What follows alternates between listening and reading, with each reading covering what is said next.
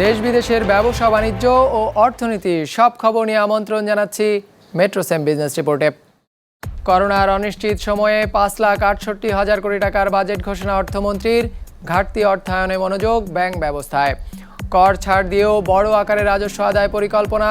কালো টাকা সাদা করার সুযোগ অবারিত হলো। করোনা মোকাবেলায় 10,000 কোটি টাকার থোক বরাদ্দ। সামাজিক নিরাপত্তা কর্মসূচির আকার বাড়ছে। এসব নিয়েই আমাদের আজকের আয়োজন। করোনাকালীন অনিশ্চিত সময়ে অনেকটাই দুর্বল অর্থনৈতিক ভিত্তির উপর দাঁড়িয়ে অর্থমন্ত্রী আ.হ.ম মুস্তফা কামাল নতুন অর্থ বছরের জন্য 8 ভাগ প্রবৃদ্ধি অর্জন করতে চান। এর জন্য বাজেটের আকার 13 ভাগ বাড়িয়ে প্রায় 5,68,000 কোটি টাকার একটি বাজেট দিয়েছেন। এর মধ্যে উন্নয়ন ব্যয় ধরেছেন প্রায় 2,15,000 কোটি টাকার এবং বাকিটা পুরোটাই অনুন্নয়ন ব্যয় 3,48,000 কোটি টাকার বেশি। বিপুল এই ব্যয় পরিকল্পনা বাস্তবায়নে ঘোষিত বাজেটে অর্থমন্ত্রী রাজস্ব আয়ের লক্ষ্য নির্ধারণ করেছেন প্রায় 3,30,000 কোটি টাকার। আমরা যদি দেখি যে 3,78,000 কোটি টাকার তিনি রাজস্ব আদায় পরিকল্পনা করেছেন। এর মধ্যে রাজস্ব বোর্ড নিয়ন্ত্রিত করে কিন্তু সবচেয়ে বেশি 3,30,000 কোটি টাকা, যেটি চলতি অর্থ বছরে যে সংশোধিত লক্ষ্যমাত্রা তার চেয়ে অনেক বেশি। এর বাইরে কর ব্যতীত প্রাপ্তি ধরা হয়েছে প্রায় 33,000 কোটি টাকা এবং রাজস্ব বোর্ড বহির্ভূত কর থেকে আসবে প্রায় আরও 15,000 কোটি টাকা। অর্থমন্ত্রীর আশা আগামী বছরই অর্থনীতি আবারও পুরোদমে ঘুরে দাঁড়াবে, কিন্তু কিভাবে? রেভিনিউ টার্গেট যেটা করা হয়েছে রাজস্ব আদায়ের ক্ষেত্রে, আমি মনে করি সেটা খুব বাস্তবসম্মত নয়। এমনকি রিভাইসড বাজেটেও যে রেভিনিউ টার্গেটের কথা বলা হয়েছে, যে রাজস্ব আদায়ের কথা, আমি মনে করি যে এই যে অর্থ বছরের শেষ কোয়ার্টারে আমরা যে সংকটটা দেখছি, তাতেও কিন্তু এই অর্থ বছরও কিন্তু রাজস্ব আদায় তার টার্গেট মিট করতে পারবে না। তো সামনের অর্থ বছরও যে একটা বড় ধরনের টার্গেটের কথা বলা হচ্ছে প্রস্তাব আকারে, আমি মনে করি সেটা বাস্তবসম্মত নয়। বাজেটে এবার ঘাটতি অর্থায়ন ধরা হয়েছে প্রায় 1,90,000 কোটি টাকা। এর মধ্যে বৈদেশিক ঋণ থেকে আসবে 76,000 কোটি টাকা এবং অভ্যন্তরীণ ব্যবস্থা থেকে ঋণ নেওয়া হবে প্রায় 84,980 কোটি টাকা এবং এর বাইরে সঞ্চয়পত্র থেকে নেওয়া হবে 20,000 কোটি টাকা এবং বৈদেশিক অনুদান আসবে 4,000 কোটি টাকার মতো এবং অন্যান্য খাত থেকে আরও 5,000 কোটি টাকার ঘাটতি মেটানো হবে। কৃষি খাতকে অগ্রাধিকার দেওয়া, শ্রম নিয়োজনকে অগ্রাধিকার দেওয়া, সামাজিক সুরক্ষাকে অগ্রাধিকার দেওয়া, স্বাস্থ্য খাতকে অগ্রাধিকার দেওয়া, এগুলোর সাথে আমরা একমত। কিন্তু যেভাবে করা হয়েছে তাতে বা সম্পদ যেভাবে বন্টন করা হয়েছে, আমাদের মনে হয়েছে যে এই যে আমরা একটা কঠিন সময়ের মধ্য দিয়ে যাচ্ছি এবং আগামীতেও এটা অব্যাহত থাকবে, সেটা বিবেচনায় খুব ভালোভাবে নেওয়া হয়েছে বলে মনে হয়নি। কর কাঠামোয় বড় ছাড় দিয়ে বিশাল রাজস্ব আদায়ের লক্ষ্যমাত্রা নির্ধারণ করা হয়েছে বাজেটে। করমুক্ত আয়ের সীমা যেমন বেড়েছে, কমেছে ব্যক্তি আর ব্যবসার কর হার। ঢালাও সুযোগ দেওয়া হয়েছে কালো টাকা সাদা করার। প্রস্তাবিত বাজেটে রাজস্ব আদায়ের পরিকল্পনা জানাচ্ছেন সৌরভ রহমান। বছরে 2.5 লাখ টাকা পর্যন্ত আয় করে এমন মানুষকে গেল 5 বছর আয়কর দিতে হয়নি। আসছে অর্থ বছর করমুক্তির এই সুযোগ পাবেন 3 লাখ টাকা পর্যন্ত আয়কারীরাও। নারী আর বয়স্কদের করমুক্ত আয়সীমাও বাড়ানো হয়েছে একই হারে। কোভিড-19-এ বিপর্যস্ত জনগণকে স্বস্তি দেওয়া হয়েছে কর হারেও। প্রতি স্তরের কর কমানো হয়েছে 5 ভাগ করে। সরকারের আশা এমন উদ্যোগে জীবনযাত্রায় স্বাচ্ছন্দ্য ফিরবে, কর দিতে আগ্রহী হবে সাধারণ মানুষ। ভঙ্গুর অর্থনীতির উত্তরণের বাজেটে সরকার ছাড় দিয়েছে ব্যবসার করেও। পুঁজিবাজারে তালিকাভুক্ত নয় এমন প্রতিষ্ঠানের কর 35 ভাগ থেকে কমিয়ে 32.5 ভাগ করা হয়েছে। তবে ব্যাংক, বিমা, মোবাইল অপারেটর আর সিগারেট কোম্পানির কর হার আগের মতোই রাখা হয়েছে, যদিও কমেছে পোশাক রপ্তানির উৎসে কর। স্থানীয় শিল্পকে সুরক্ষা আর এর পরিধি বৃদ্ধির লক্ষ্যে প্রস্তাবিত বাজেটে কাঁচামাল আমদানির শুল্ক 1 ভাগ করে কমানো হয়েছে। মূসক আর সম্পূরক শুল্কে অব্যাহতি পেয়েছে হাইটেক পার্ক আর অর্থনৈতিক অঞ্চলে স্থাপিত শিল্পসহ অটোমোবাইল, রেফ্রিজারেটর, এয়ার কন্ডিশনারের মতো খাতগুলো। এত সব ছাড়ের মাঝেও কর বৃদ্ধির খবর আছে শুধু তাদের জন্য যাদের ব্যাংক হিসাবে বছর শেষে 10 লাখ টাকার উপরে থাকবে। তাদেরকে আসছে অর্থ বছরে 500 টাকা বাড়তি আবগারি শুল্ক গুনতে হবে। আগে গুনতে হতো 2,500 টাকা।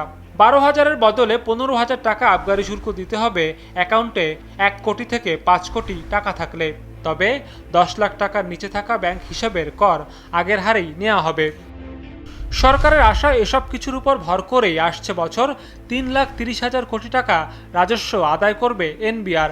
এর মধ্যে সবচেয়ে বেশি আয়ের লক্ষ্য মূল্য সংযোজন কর বা মূসক থেকে 1,25,162 কোটি টাকা। 31.5% অর্থ আশা করা হচ্ছে প্রত্যক্ষ কর অর্থাৎ আয়কর থেকে। আমদানি শুল্ক সহ অন্যান্য খাত মিলে আসবে 1 কোটি টাকার কিছু বেশি। মাননীয় স্পিকার, আগামী 2020-2021 অর্থ বছরে মোট রাজস্ব আয় প্রাক্কলন করা হয়েছে 3,78,000 কোটি টাকা। এর মধ্যে জাতীয় রাজস্ব বোর্ড উৎস হতে 3,30,000 কোটি টাকা এবং অন্যান্য উৎস হতে 48,000 কোটি টাকা সংগ্রহ করা হবে। রাজস্ব আদায়ের পাশাপাশি অর্থমন্ত্রী নজর দিয়েছেন অর্থনীতিতে টাকার যোগান বৃদ্ধির দিকেও। আর তাই প্রস্তাবিত বাজেটে বড় আকারে সুযোগ দেওয়া হয়েছে অপদেশিত অর্থ বৈধ করার। এতদিন এই সুযোগ জরিমানার মাধ্যমে বিশেষ কিছু খাতে থাকলেও আসছে 1 বছরের জন্য তা অবারিত করা হয়েছে জমি, ভবন, ফ্ল্যাট থেকে শুরু করে নগদ টাকা, সঞ্চয়, শেয়ার আর বন্ডের বিনিয়োগেও। শুধু শর্ত, কর দিতে হবে 10 ভাগ হারে। তবে মুদ্রা পাচার রোধে সংশ্লিষ্ট আয়কর আইন আরও কঠোর করার কথা জানিয়েছেন অর্থমন্ত্রী প্রস্তাবিত বাজেটে।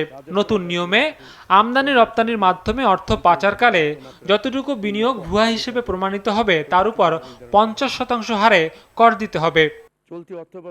সৌরভ রহমান, বিজনেস রিপোর্ট, মাছরাঙা টেলিভিশন। বাজেটে ঘোষিত রাজস্ব উদ্যোগ নিয়ে ব্যবসায়ী নেতারা কি মনে করছেন সেটি জানবো এবার। প্রেক্ষিতে আমার মনে হয় যে কর্পোরেট কর ছাড় যেটা দেয়া হয়েছে সেটা খুব একটা প্রশংসনীয় উদ্যোগ মাননীয় অর্থমন্ত্রী, এবং এটা অনেকটাই সহায়তা করবে নন লিস্টেড কর্পোরেট যারা এন্টিটি আছে তাদেরকে। এবং আমাদেরকে মনে রাখতে হবে যে বাংলাদেশে নন লিস্টেড কোম্পানি কিন্তু বেশি, লিস্টেড কোম্পানি তো 350-র মতো, বেশিরভাগই নন লিস্টেড কোম্পানি। কাজে এটাকে আমি একটা ইতিবাচক পদক্ষেপ হিসেবে দেখছি এবং আশা করব যে ভবিষ্যতেও পর্যায়ক্রমে আরো এই কর কমে এসে আমাদের যে রিজনে আমাদের প্রতিবেশী দেশগুলো সমূহের কর হার যা আছে তার কাছাকাছি আসবে। সে একটা হচ্ছে অবৈধ আয়, ঘুষ, দুর্নীতির টাকা। এখানে কোনোভাবেই কোনো রকম ছাড় দেওয়া উচিত। আর দ্বিতীয়টা হচ্ছে যে বৈধ পথে অর্জিত কিন্তু অপ্রদর্শিত আয়। আমি ডাক্তার বা আমি আইনজীবী বা আমি ব্যবসায়ী, আমি ব্যবসা করেই টাকাটা আয় করেছি কিন্তু আমি ট্যাক্সটা দেইনি। এর আগেও কিন্তু আমরা এই অপ্রদর্শিত আয় বিনিয়োগ করার বহু সুযোগ দেওয়া হয়েছে বলে দেখেছি, কিন্তু আমার মনে হয় না যে তাতে প্রত্যাশিত ফল আমরা পেয়েছি। অ্যাডভান্স ইনকাম ট্যাক্সে 5% যেটা আছে সেটাকে কমানোর প্রপোজ করা হয়েছে। সেখানের মধ্যে এটা একটা ট্যারিফ মেজার। বিনিয়োগ নতুন যে সকল সম্ভাবনা দেখা দিচ্ছে, সেটা মেডিকেল ইকুইপমেন্ট হোক অথবা আইসিটি সেক্টরে, আপনার লজিস্টিক সেক্টরে, ই কমার্সের দিকে হোক, সে সকল জায়গায় এই ধরনের মেজার্স গুলো ইনসেন্টিভাইজ করবে নতুন বিনিয়োগকে। করমুক্ত আয়সীমা বাড়ানো এবং সর্বোচ্চ কর হার 25% নির্ধারণ করার কারণে করদাতাদের উপর কর বোঝা কিছুটা হলেও লাঘব হবে বলে আশা করি। করোনা ভাইরাস মোকাবেলায় স্বাস্থ্যসেবার মান উন্নয়নের লক্ষ্যকে সামনে রেখে নতুন অর্থ বছরে বাজেট বরাদ্দ বাড়ানো হয়েছে স্বাস্থ্য খাতে। পরিমাণ 29,000 কোটি টাকার বেশি। যদিও মোট বাজেটের আনুপাতিক হারে এই বরাদ্দের পরিমাণ কমেছে চলতি অর্থ বছরের চেয়ে। বাড়ানো হয়েছে সামাজিক সুরক্ষার পরিধিও। এ খাতে বরাদ্দ প্রস্তাব করা হয়েছে প্রায় 31,500 কোটি টাকা। করোনা ভাইরাস সংক্রমণ ছড়িয়ে পড়ার পর থেকে দেশের স্বাস্থ্যসেবার নাজুক চিত্রটি আবারও সামনে আসে। একদিকে যেমন করোনা মহামারী সামলাতে হিমশিম খাচ্ছে, অন্যদিকে চিকিৎসা সেবা বঞ্চিত হচ্ছে অন্য রোগে আক্রান্তরাও। এমন অবস্থায় নতুন অর্থ বছরের বাজেটে মূল আলোচনার বিষয় ছিল স্বাস্থ্য খাত, যেখানে 2020-21 অর্থ বছরের জন্য বরাদ্দ প্রস্তাব করা হয়েছে 29,246 কোটি টাকা। চলতি অর্থ বছরের মূল বাজেটে বরাদ্দ ছিল 25,732 কোটি টাকা, যা সংশোধিত বাজেটে কমিয়ে 23,500 কোটি টাকা করা হয়। বরাবরই দেশের স্বাস্থ্য খাতের বরাদ্দ কম গুরুত্ব পায় অন্যান্য খাতের তুলনায়। করোনার এই বছরেও তার ব্যতিক্রম হয়নি। টাকার অঙ্কে বরাদ্দ বাড়লেও তা মোট বাজেটের মাত্র 5.1 ভাগ, যেখানে আগের বছর বরাদ্দের পরিমাণ ছিল বাজেটের 5.8 ভাগ। করোনাকালীন সময়ে চিকিৎসক, নার্স এবং স্বাস্থ্যকর্মীদের জন্য যেসব আর্থিক সহায়তার ঘোষণা দেওয়া হয়েছিল তার বাইরে নতুন কোনো ঘোষণা আসেনি প্রস্তাবিত বাজেটে। কোভিড-19-এর প্রভাবে বাংলাদেশের স্বাস্থ্য খাতে যে জরুরি এবং অপ্রত্যাশিত আর্থিক প্রয়োজন দেখা দিয়েছে তা মেটাতে এবং অর্থনীতির বিভিন্ন খাতে যে ক্ষয়ক্ষতি হয়েছে তা পুনরুদ্ধারের কৌশল বিবেচনা নিয়ে মূলত 2020-21 অর্থবর্ষের বাজেট প্রস্তুত করা হয়েছে। কোভিড-19 সংক্রান্ত যে কোনো জরুরি প্রয়োজন মোকাবেলায় 10,000 কোটি টাকার থোক বরাদ্দ রাখা হয়েছে নতুন অর্থবছরের বাজেটে। করোনা সংক্রমণ রোধে সাধারণ ছুটি আর লকডাউনের কারণে শিল্প কারখানা আর ব্যবসা বাণিজ্য বন্ধ থাকায় কর্মহীন মানুষের সংখ্যা বাড়ায় দারিদ্র্যপ্রবণ 100টি উপজেলার সব দরিদ্র প্রবীণকে বয়স্ক ভাতার আওতায় আনা হবে। এতে নতুন করে যোগ হবে 5 লাখ উপকারভোগী। একই সাথে এসব জেলার বিধবা এবং স্বামী পরিত্যক্তা সকল নারীকে ভাতার আওতায় আনা হবে, যেখানে নতুন উপকারভোগী যোগ হবে 3.5 লাখ। অসচ্ছল প্রতিবন্ধী ভাতাভোগীর সংখ্যা বাড়িয়ে 18 লাখ করা হয়েছে। এসব কর্মসূচি বাস্তবায়নে নতুন অর্থবছরের বাজেটে সামাজিক নিরাপত্তা খাতে বরাদ্দ রাখা হয়েছে 31,599 কোটি টাকা, যা মোট বাজেটের প্রায় 5.5 ভাগ। চলতি অর্থবছরে এ খাতে বরাদ্দের পরিমাণ ছিল 29,458 কোটি টাকা। করোনাজনিত আর্থিক ক্ষতি কাটিয়ে গ্রামীণ অর্থনীতিকে সচল করা এবং গ্রামীণ দরিদ্র, দুস্থ ও অসহায় মানুষের কর্মসংস্থানের সুযোগ সৃষ্টির লক্ষ্যে পল্লী সমাজসেবা কার্যক্রমের আওতায় 100 কোটি টাকা প্রণোদনা ঘোষণা করা হয়েছে 2020-21 অর্থবছরের বাজেটে। করোনা পরবর্তী খাদ্য সুরক্ষা নিশ্চিতে কৃষিখাতের উপর বিশেষ গুরুত্ব দিচ্ছে সরকার। এজন্য কৃষিখাতে ভর্তুকি রাখা হয়েছে 9,500 কোটি টাকা। এছাড়া কৃষকদের ঋণ প্রাপ্তি সহজ করতে 5,000 কোটি টাকার একটি পুনঃ অর্থায়ন স্কিম গঠন করা হবে বলে জানিয়েছেন অর্থমন্ত্রী। এছাড়া এপ্রিল ও মে মাসে বাণিজ্যিক ব্যাংকের বিতরণকৃত ঋণের সুদ আদায় স্থগিত করার কারণে 16,500 কোটি টাকা সুদের মধ্যে 2,000 কোটি টাকা ভর্তুকি দেবে সরকার, আনুপাতিক হারে, যার সুবিধা পাবে গ্রাহকরা।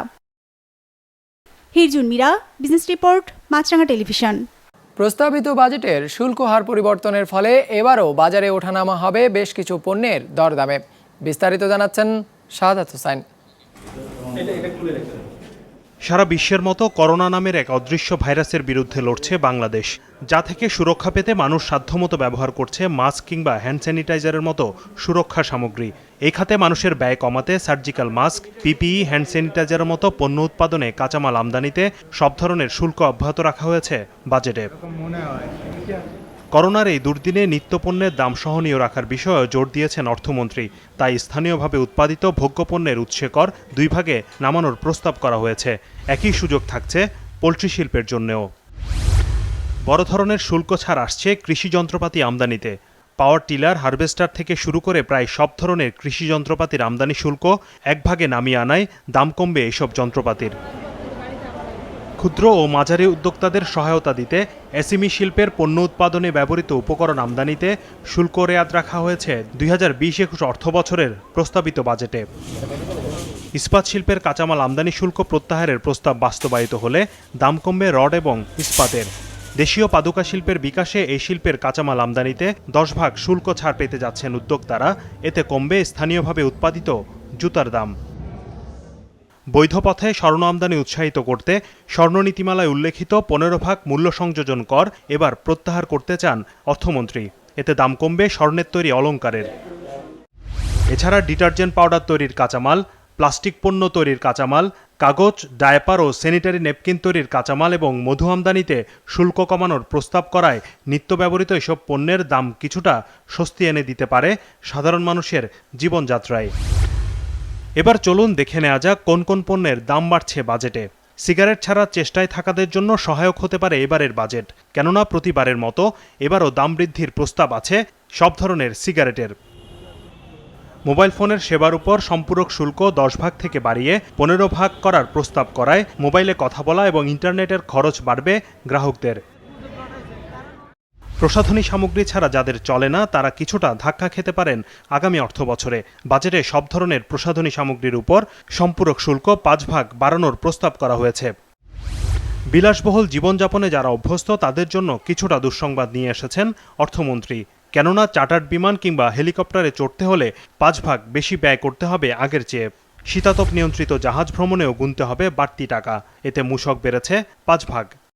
শাহাদাত হোসেন, বিজনেস রিপোর্ট, মাছরাঙা টেলিভিশন।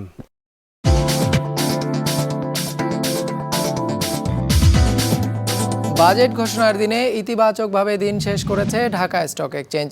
সার্বিক সূচক ডিএসএক্স সামান্য কিছু বেড়ে দাঁড়িয়েছে ৩,৯৬৭-তে। লেনদেন হয়েছে ৫১ কোটি টাকার, দর বেড়েছে ২৮টি কোম্পানির, কমেছে ১৪টির, আর অপরিবর্তিত রয়েছে ২৩৯টির দর। বাজেট ঘোষণায় সামনের দিনে শেয়ার বাজার কতটা উজ্জীবিত হবে সেটি জানবো এবার। অনেকগুলো ইনসেন্টিভ এসছে যেটা বাজারে অফকোর্স ইতিবাচক প্রভাব ফেলবে, কিন্তু আমাদের এই পুঁজিবাজারকে অনেক শক্তিশালী করা উচিত। বিকজ আমার মানি মার্কেটের নির্ভরশীলতা কমাতে হবে। Because capital market is a launch pad of the industrialisation. যদি ইন্ডাস্ট্রি গ্রো করে আমাদের ইকুইটি ফাইন্যান্সের দরকার। ইকুইটি ফাইন্যান্স যদি আনতে হয় ক্যাপিটাল মার্কেটে অনেক শক্তিশালী করতে হবে। আর কিছু ক্ষেত্রে বিবেচনা করতে পারে, যেমন ডিভিডেন্ডের ক্ষেত্রে যেমন 50% ডিভিডেন্ড কম্পালসারি করা হয়েছে। এটা আসলে judgemental of the management of the company. তার জাস্টিফিকেশন, ইকোনমিক জাস্টিফিকেশনটা কি সেটা আমাদের দেখা দরকার। সেটাকে রেস্ট্রিক্ট না করে সেটাকে প্রপারলি যদি কোম্পানির ম্যানেজমেন্টের উপর ছেড়ে দিলে যে তারা ডিভিডেন্ড কত, কারণ ডিভিডেন্ডের জন্য কোম্পানি গ্রোথ দরকার আছে। দর্শক, আমাদের যে কোনো পর্ব নিজেদের সুবিধাজনক সময়ে দেখতে সাবস্ক্রাইব করুন বিজনেস রিপোর্টের অফিসিয়াল ইউটিউব চ্যানেল। ফেসবুক পেজে লাইক দিয়ে আপডেট থাকুন ব্যবসা বাণিজ্যের আলোচিত সব ঘটনা সম্পর্কে। আর আপনাদের মতামত জানান ইনবক্সে। আজ এটুকুই, বিদায় নিচ্ছি, ভালো থাকবেন।